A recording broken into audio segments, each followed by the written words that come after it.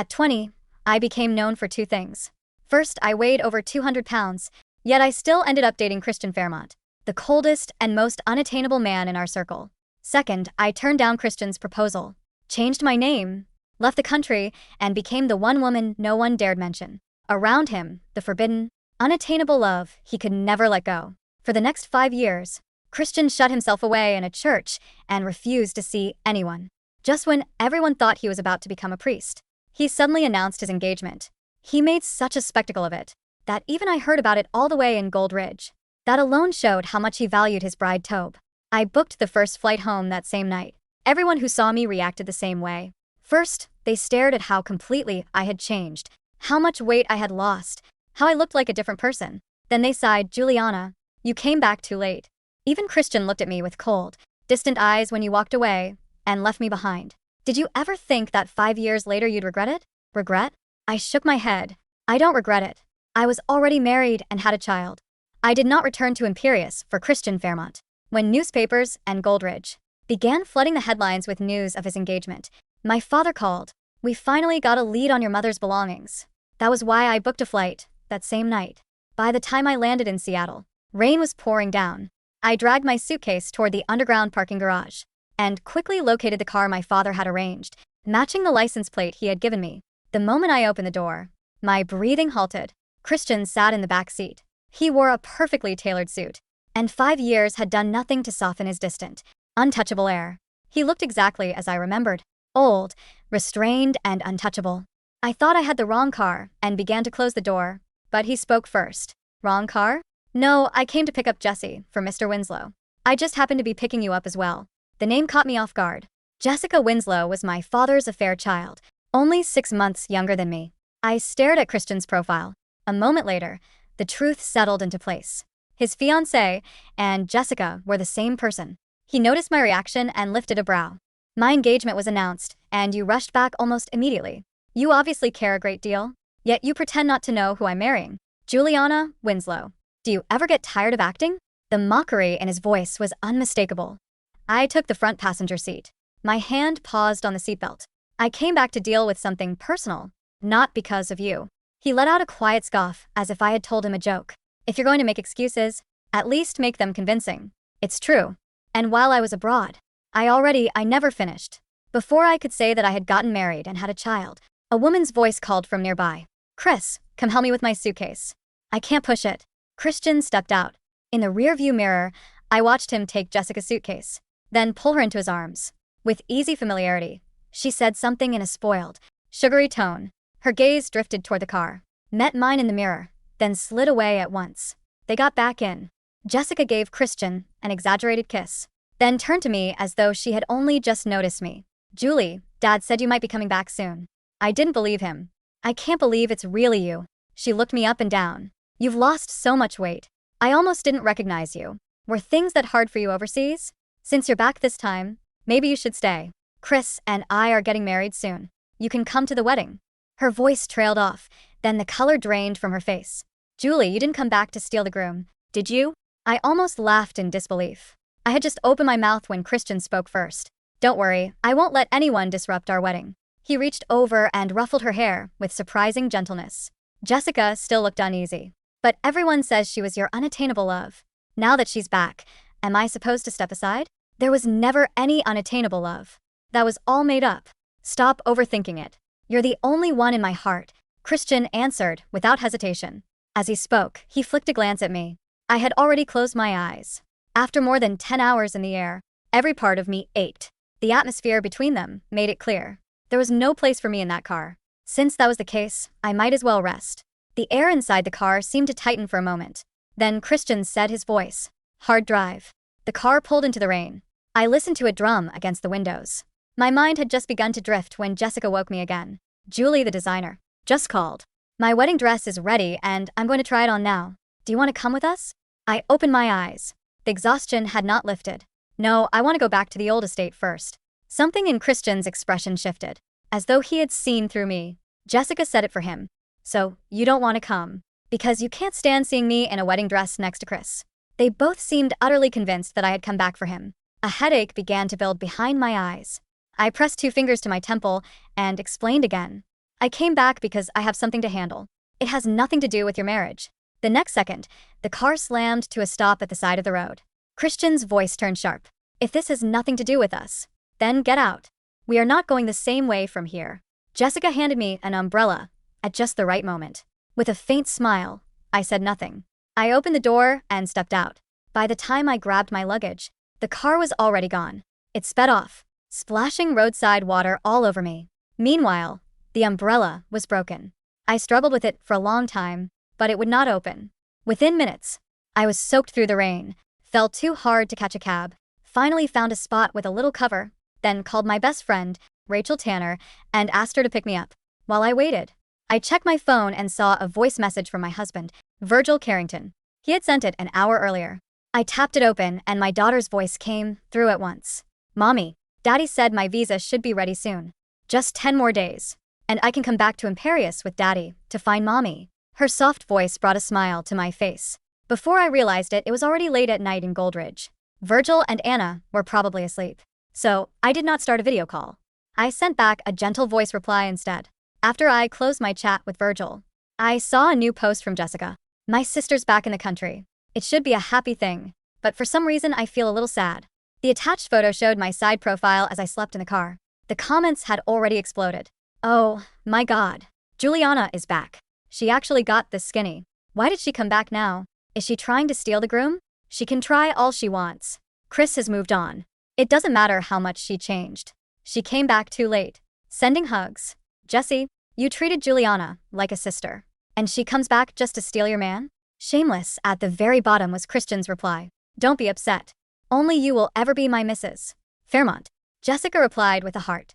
My temple throbbed. I locked my phone and put it away. It was better not to look. Before long, Rachel arrived and picked me up. She had obviously seen Jessica's post, because she spent the entire drive complaining on my behalf. I seriously don't know if Jessica ever gets tired of putting on that act. Your sister is back, and I am so happy. Did she forget that she and her mother drove you out of the Winslow family and stole your engagement? She rolled her eyes so hard I almost laughed. Good thing the Carringtons weren't blind. The second they found out, your father had swapped the engagement to Jessica, they annulled it outright. But Christian really is blind. I thought after living in a church for 5 years, he must have been deeply devoted to you. Who knew he would end up engaged to Jessica? Of all people? I smiled faintly. Christian was never devoted to me. The one he always wanted to marry was Jessica. Rachel's eyes flew open. How is that possible? He treated you so well back then, did he? The answer stirred inside me and brought back the old pain, sharp enough to scorch my lungs. I was 13 when my mother found out my father was cheating. She could not accept it. She walked into the sea and killed herself. Not even a body was recovered. From that day on, my life felt like a nightmare I couldn't escape. After my mother's funeral, my father brought Jessica and her mother home.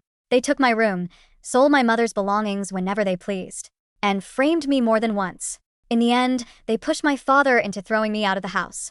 I had no choice but to move into Nazir, the old district, into damp rooms that smelled of mildew. Not long after, a doctor diagnosed me with severe psychological issues.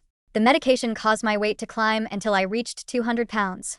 My father found me embarrassing, so he stopped caring about what happened to me. Then Christian appeared and pulled me out of that nightmare. He was the heir to the Fairmont family, the untouchable prize no one could reach. Yet he moved into the old district just to live next door to me. When people mocked my size, he stood in front of me and shut them down. He accompanied me to see my psychiatrist. When he learned that part of my illness came from growing up without love, he opened his arms without hesitation. Juliana, be with me. I will love you. That was the only warmth I touched. In the 7 years after my mother died, I fell for Christian so completely that I never tried to resist. When my father demanded that I give up my engagement to the Carrington heir and hand it to Jessica, I agreed without hesitation. It did not matter. As long as I had Christian, I thought I had enough. That day, I returned to the old district feeling lighter than I had in years, only to find Christian dead, drunk. He caught my hand, pulled a ring from his pocket, and slurred, "Juliana, marry me." Sweetness flooded my chest. I didn't even answer before he passed out. I tried to help him back to his room, but then his phone lit up. A message from his friend, Jason Moore, appeared on the screen. Jason, Chris, are you seriously proposing to Pig-Anna? Even if you can't marry Jessica, you don't need to ruin the rest of your life on her. I froze.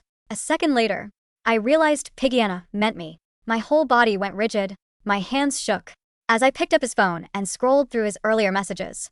With Jason, Christian, Jessie thinks being an illegitimate daughter makes her too tainted for me. She thinks she is beneath me. So I will find a woman even more beneath her and prove I don't care about any of that. Christian, I found one. Her name is Juliana. She is fat and poor. She is low enough, Jeff. She is 10,000 times better than her. Christian, I might have overdone the act.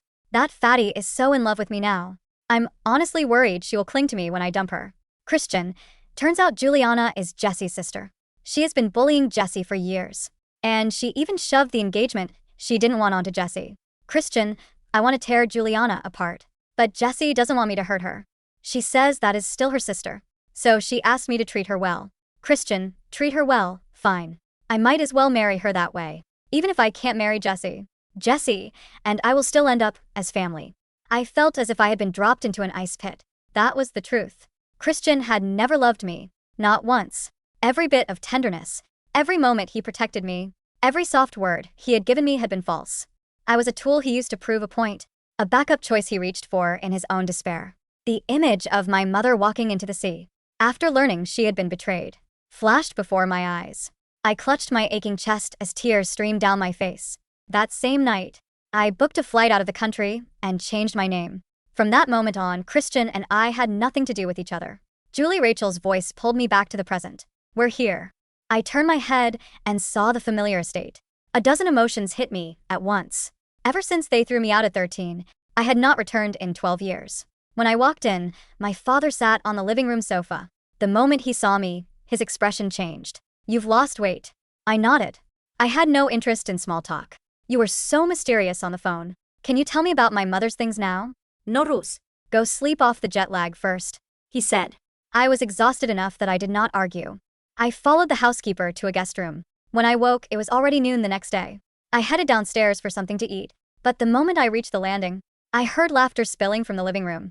Things moved fast, but every proper step will still be followed. Jessie will not be slighted. It was Christian's. Mother smiling. She slid a jade bracelet onto Jessica's wrist, the kind the Fairmont family gave its daughters-in-law. Jessica looked down at it, delighted and shy. At once, she lifted her hand to show Christian, but he only gave it a bland glance. I looked across the room. The Winslows and Fairmont sat together on the sofas. I was about to circle around and head for the kitchen when Jessica called out to me. Jessie, you're awake. We're talking about the wedding. Do you want to listen, too? Actually, I still need a bridesmaid. Why don't you help me out? I stopped. I turned and looked at her. The hand with the bracelet remained raised, as if she were afraid I might miss it. Christian sat beside her. His face looked as cold as ever. Yet I still had the strange feeling he was waiting for my answer. I looked away and spoke evenly. I'm married. I have a child. I can't be your bridesmaid. The teacup in Christian's hand halted halfway to his mouth. The faint clink of porcelain against a saucer was the only sound that pierced the sudden, suffocating silence of the living room. For a long second, nobody breathed. Jessica's hand, still raised to show off her jade bracelet, slowly lowered. The manufactured sweetness on her face curdled into genuine shock. Married? She echoed, her voice thinning. Julie, what are you talking about? You've been gone for 5 years. You just married some foreigner? My husband's nationality isn't relevant, Jessica. I said, my tone as flat as glass. I looked past her to Mrs. Fairmont, who was staring at me with wide, scandalized eyes. Congratulations on the engagement. Please excuse me. I'm going to get some water. I turned toward the kitchen, but Christian's voice snapped through the air like a whip. Who? I paused, glancing back over my shoulder. Christian had set his teacup down. His knuckles were bone-white. The aristocratic, untouchable mask he wore so perfectly had fractured, revealing something dark and volatile underneath. I asked, Christian said, his voice dangerously low. Who did you marry? A man who loves me. I answered simply. Someone you don't know. I didn't wait for his reply. I walked into the kitchen, poured myself a glass of iced water, and drank it down, letting the cold ground me. I could hear the hushed, frantic whispering from the living room, followed by the heavy, deliberate sound of Christian's footsteps leaving the house. The front door slammed. 10 minutes later, my father summoned me to his study. He was standing by the window, smoking a cigar. The years had thinned his hair, but not his audacity. Married, he sneered, not bothering to turn around. You return after 5 years, entirely transformed, and immediately drop a bomb to humiliate your sister in front of her future mother-in-law. I merely stated a fact because she asked me to be a bridesmaid, I said, taking a seat on the leather sofa without being offered one.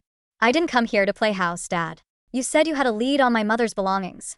The paintings, her jewelry, her diaries. Where are they? My father finally turned. He looked at me, his eyes calculating. Your mother's things are in a secure vault. But before I hand over the key, we need to discuss reality, Juliana. Reality. Jessica is marrying into the Fairmont family. It is the most important alliance the Winslows have ever secured, he said, taking a slow drag of his cigar. But the Fairmonts are traditional. They care about background. They know Jessica's mother wasn't my first wife. To ensure Jessica enters that family with her head held high, she needs a substantial dowry. I let out a dry, incredulous laugh. And what does that have to do with me? I want you to sign over your shares of the Winslow Corporation to Jessica. The 15% your mother left you. He walked to his desk and tapped a manila folder. Sign this, and you get the vault key. Refuse, and those diaries and paintings will be incinerated by morning. A cold fury settled in my chest, replacing the exhaustion of the jet lag. He wasn't a father. He was a parasite. He had watched me nearly destroy myself, allowed his mistress and bastard daughter to run me out of my own home, and now he was trying to extort me using a dead woman's memory. I stood up. I didn't yell. I didn't cry. The 200-pound, terrified, unloved girl he remembered was dead. You have until Friday, I said softly. My father frowned. What? Friday at noon. You will give me my mother's belongings. Every single piece. I stepped closer to his desk, looking him dead in the eye. If you don't, I will introduce you to my husband's lawyers. And trust me, Richard, when they are done with you, the Winslow Corporation will be nothing but ash, and the Fairmonts won't touch Jessica with a 10-foot pole. I turned and walked out, ignoring his furious shouting behind me. I didn't stay at the estate. I packed my single suitcase and booked a suite at the Grand Regis downtown. Once I was settled, I pulled out my laptop. I needed to move fast. I dialed Virgil. He picked up on the first ring. Is my favorite girl missing me already? His deep, resonant voice flowed through the speaker, instantly unraveling the knot of tension at the base of my neck. Always, I murmured, leaning back in my chair. Virgil, I need a favor. I need you to look into the Winslow Corporation's current financial standing, specifically debt. I have a feeling my father's desperation for Jessica's dowry isn't just about pride. Done, Virgil said, his tone shifting instantly from warm husband to the ruthless apex predator of the corporate world. Are they giving you trouble? Because I can bump Anna's visa and fly my private jet out there tonight. Not yet, I smiled. I want to handle my father on my terms. But I miss you, both of you. Anna drew a picture of you on the plane today. He chuckled softly. We'll be there soon, Julie. Hold the fort. The next 3 days were a blur of meetings with private investigators and lawyers I had hired locally. Virgil's intelligence report came through within 24 hours. The Winslow Corporation was bleeding money. My father had made several disastrous investments overseas. He needed the Fairmont marriage not for prestige, but to save him from bankruptcy. On Thursday evening, Rachel dragged me out to a high-end restaurant in the city center to celebrate my emancipation. I still can't believe you told them you were married and just walked away, Rachel laughed, sipping her martini. Jessica posted a cryptic quote on Instagram an hour later about people who try to ruin others' happiness out of jealousy. She is terrified of you. She has nothing to be terrified of, I said, cutting into my steak. I don't want Christian. I wouldn't take him back if he came plated in gold. Speak of the devil, Rachel whispered, the color draining from her face as she looked past my shoulder. Before I could turn, a heavy hand gripped the back of my chair. The scent of cedar and cold rain washed over me. Christian. Rachel, Christian said, his voice clipped. Leave. I don't take orders from you, Christian. Rachel shot back, though she looked nervous. It's fine, Ratch, I said calmly, wiping my mouth with a napkin. Give us a minute. Rachel hesitated, then grabbed her purse and walked toward the bar. Christian pulled out the chair across from me and sat down. He looked terrible. His usually immaculate hair was slightly unkempt, and there were dark shadows beneath his eyes. For a man who had just announced his engagement, he looked like he was attending a funeral. Why are you lying? He asked. There was no preamble. No polite greeting. Just a raw, ragged demand. I don't know what you mean. The marriage, he sneered, leaning forward, his eyes burning into mine. It's a lie. You expect me to believe you went abroad, magically lost all that weight, cured yourself and found a husband? You came back because you heard about my engagement. You're doing this to punish me. I stared at him. The sheer, unadulterated arrogance of the man would have been funny if it wasn't so pathetic. Christian, Not everything in the universe orbits around you, I said evenly. Then who is he? He demanded, slamming a hand on the table. The silverware rattled. Several patrons looked over. Show me a picture. Tell me his name. If he's so real, where is he? He's in Goldridge, I replied, my voice steady. And I don't owe you proof of my life. We haven't been anything to each other for 5 years. We were everything, Christian hissed, leaning so close I could see the faint pulse jumping in his jaw. I took care of you. I protected you. You were the only thing that mattered to me, and you walked away without a word. The sheer rewriting of history made my blood run cold. You protected me? I whispered, leaning forward, letting the ice in my veins seep into my voice. You protected me, Christian? Is that what you were doing when you texted Jason Moore? Christian froze.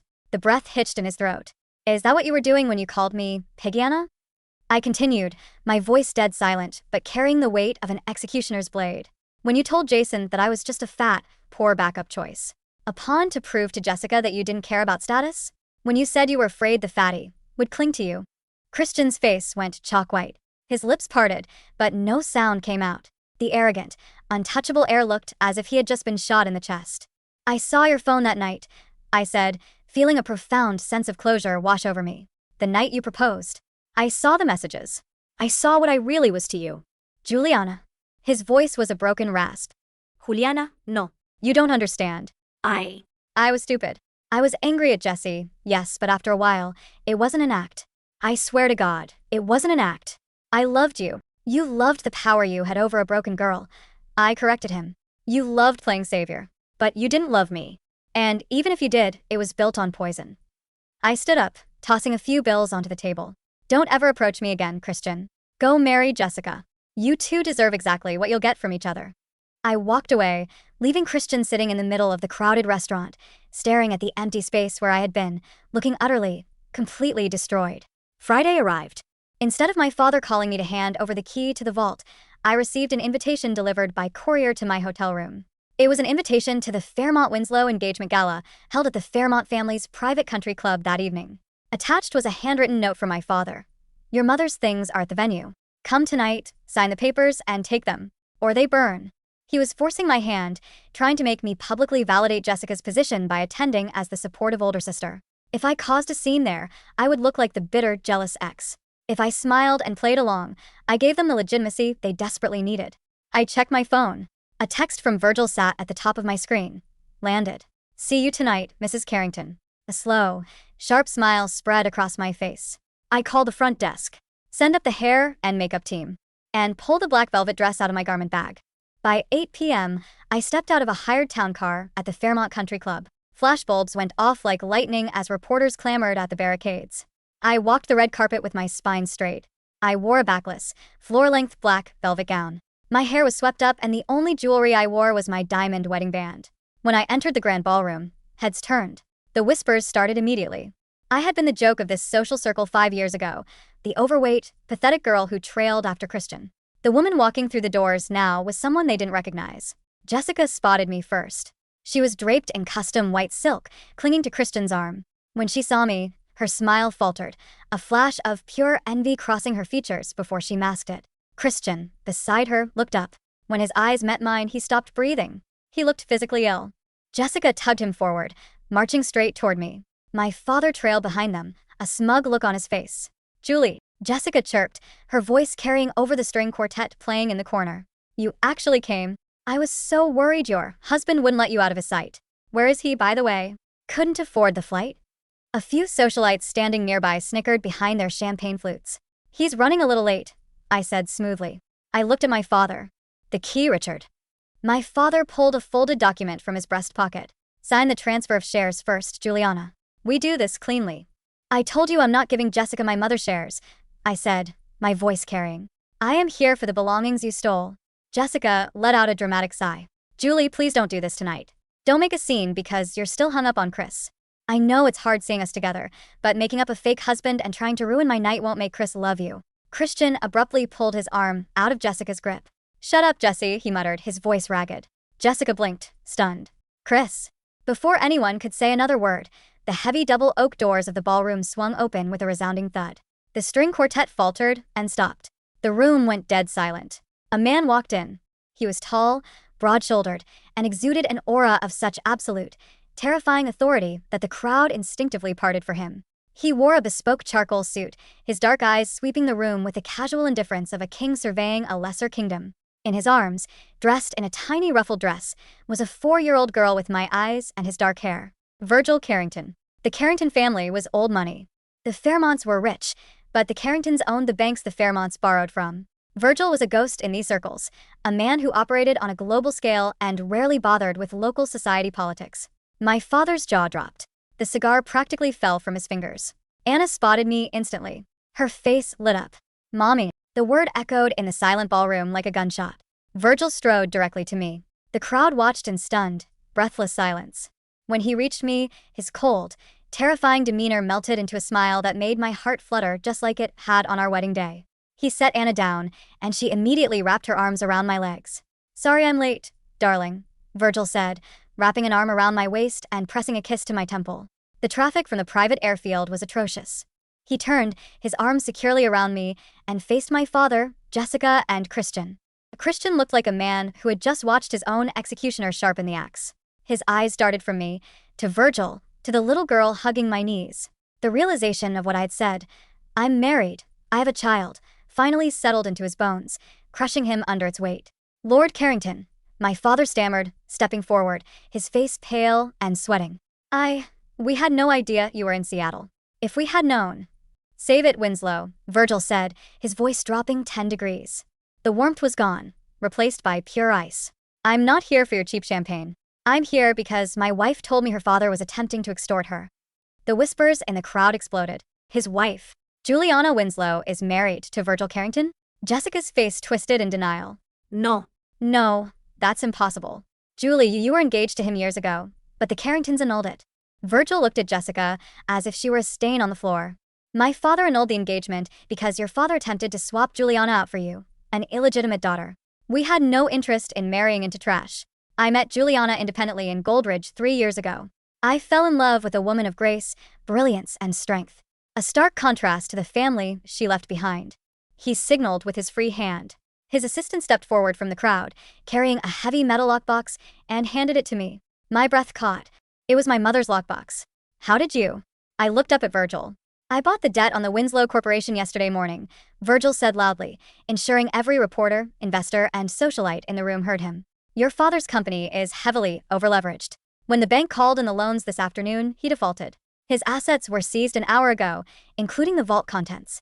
The lockbox is yours, legally and freely, Julie." My father let out a choked, strangled sound. You bought my debt?" No. "No, the Fairmonts are backing me. Christian." He turned wildly to Christian. "Christian, tell him. The Fairmont capital is backing the Winslows."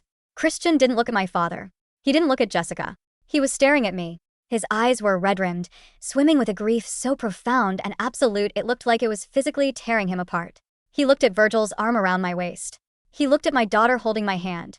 He looked at the confident, unbroken woman standing before him, and he finally understood the magnitude of what he had thrown away. "Chris," Jessica pleaded, grabbing his sleeve. "Chris, do something. Tell them." Christian slowly pulled his arm away from Jessica. He looked at her, his expression entirely dead. "It's over, Jessie." Jessica froze. "What?" "The wedding. The engagement. It's over." Christian's voice was hollow. "I can't do this anymore. I can't look at you without remembering what I did. What I destroyed." "Chris, no. You love me. You said I was the only one in your heart." Jessica screamed, her carefully curated sweet facade shattering into ugly, desperate pieces. "I lied," Christian whispered. But he wasn't looking at her. He was looking at me. "I lied to myself. I lied to everyone. Because the truth was too late." He took a step toward me. Virgil's posture immediately shifted, a silent, lethal warning, but I placed a hand on my husband's chest, signaling it was okay. "Juliana," Christian breathed, tears finally spilling over his lashes.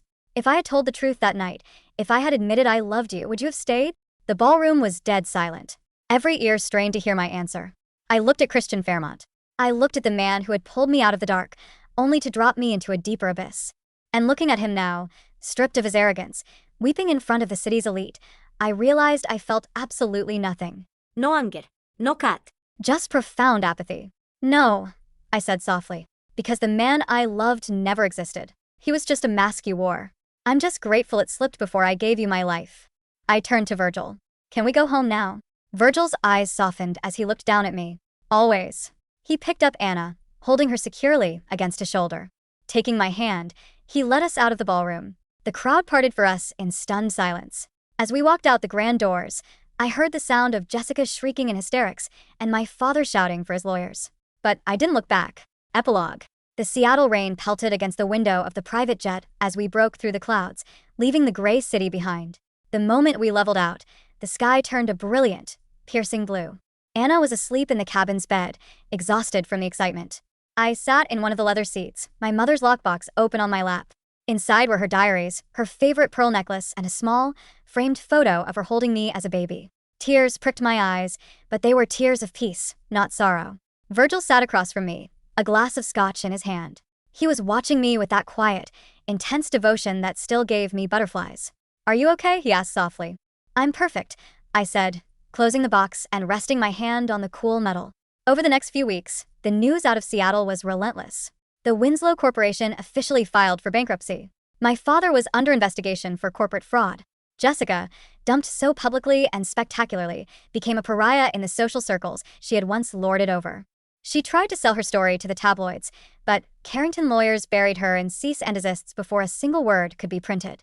As for Christian Fairmont, the rumors said he stepped down from his position at the family company. He vanished from the public eye, retreating back into the isolation he had built for himself over the last 5 years. People said he had gone mad, obsessed with a ghost he could never reach, paying the price for a joke that had cost him his soul. But I didn't care to read the details. I was sitting on the sunlit patio of our home in Goldridge, watching Anna chase the golden retriever across the grass. Virgil stepped out through the glass doors, holding 2 cups of coffee. He handed me one, then wrapped his arms around my shoulders from behind, pressing a kiss to the crown of my head. What are you thinking about? He murmured against my hair. I leaned back into his chest, feeling the steady, solid beat of his heart. Nothing, I smiled, taking a sip of the warm coffee. Just enjoying the view.